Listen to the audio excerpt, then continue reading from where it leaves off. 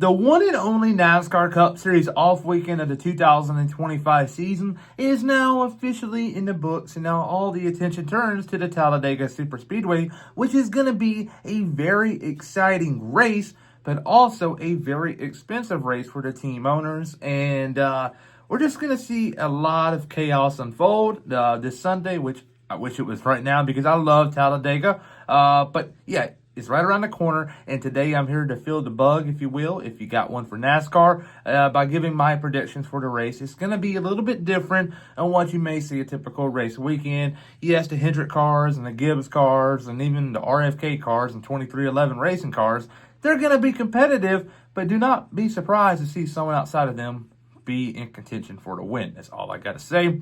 But enough said here, and on to the intro we go. Hey, it's Ricky Stenhouse Jr. here at Kroger, and you're watching William Blackwell on YouTube.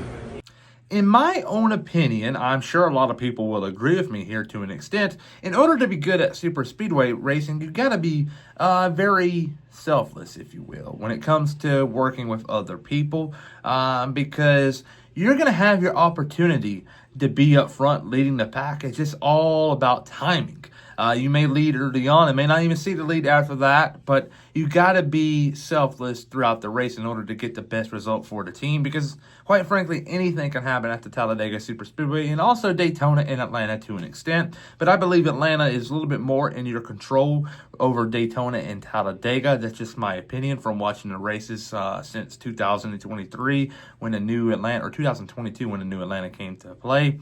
But there you go there. And but saying that, I believe teamwork is going to be the beneficial factor here for front row driver Todd Gilliland, as he will pick up career win number 1. I believe he has flirted with victories here in the past on super speedways in the NASCAR Cup Series. I remember earlier this year in Atlanta, he led a lot of laps. Last year in Atlanta, a lot of laps. Was competitive in Daytona and also Talladega. So his time is coming, and I believe it's this Sunday in Talladega.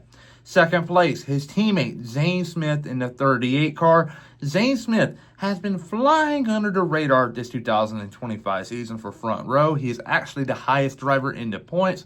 Obviously, after this race, he's going to go below Todd Gilliland, which is just a handful of points behind. But he's been doing very well. A lot of people at the beginning of the year thought front row, the team leader is either going to be Gilliland or Gregson. Zane Smith's just an afterthought, and I'm going to keep it a buck with you when I say this. I was one of them people also. But he's proving a lot of people wrong. And he's going to be in contention for a win at some point this season. Front Row is a Tier 1 organization after all.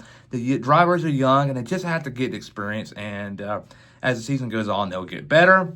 Third place, Erik Jones in the 43. Erik Jones and Talladega, just got a good combination. Last year, obviously, had that bad wreck, hurt his back pretty good. But in years past, though, he's always in contention at the end of this race. I mean, he's always there. Maybe a win is on the table this year, but maybe not. But I think a top 5 is definitely for play here for the 43 Legacy Motor Club car. But time will tell there for Erik Jones. That Jones boy, Ken Squire used to call him. Just a great announcer. I can't believe things have happened. He's gone, passed away. But yeah, I remember when Erik Jones first came onto the scene, he always called him as that Jones boy. And yeah, Erik Jones has kind of fallen apart in his career. I wish he would get back going. I don't think Legacy is a place to revamp his career, because when you go from Joe Gibbs Racing to Legacy, that's a big downgrade. He needs a little bit of a spark in his career, if you will. Maybe if he does good, like mediocre, like for the rest of the year, he maybe get a better ride next year, and that may be a revamp in his career. Maybe, who knows? I just hope something happens for him, because I believe he's a good driver, but Legacy isn't a good team. Alrighty, here, moving on. Tim Carr, Ty Dillon, P4. Ty Dillon, I don't know how to word this. Ty Dillon, in my opinion, I'm sure I'm going to have a lot of criticism here. He is the best Dillon brother in NASCAR right now. Austin Dillon is sucking. If it wasn't for him, Ty would be in that car and Ty would be much more competitive. And I remember back at the beginning of the year, it's hard not to think about because of how annoying it was. But if they would have played the strategy right, which they had it in their laps in Phoenix, Ty Dillon could have won that race. Simple as that. He's going to be in contention here this Sunday, and do not be surprised to see Ty Dillon go to victory lane with Colleague Racing. Because we all know Colleague works really well at these super speedways, and AJ Allmendinger is a really good driver at the plate races. So there you go there.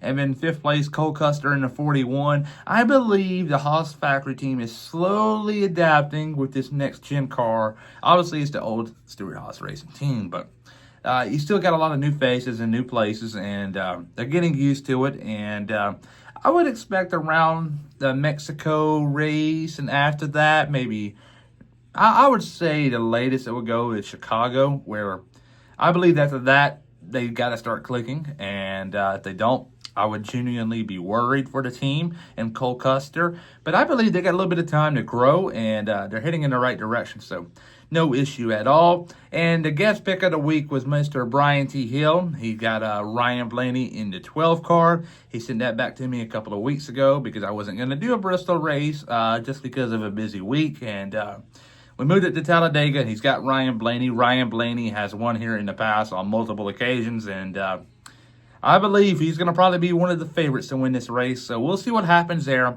But I believe Todd Gilliland in the front row go to victory lane. What do you think? Comment down below.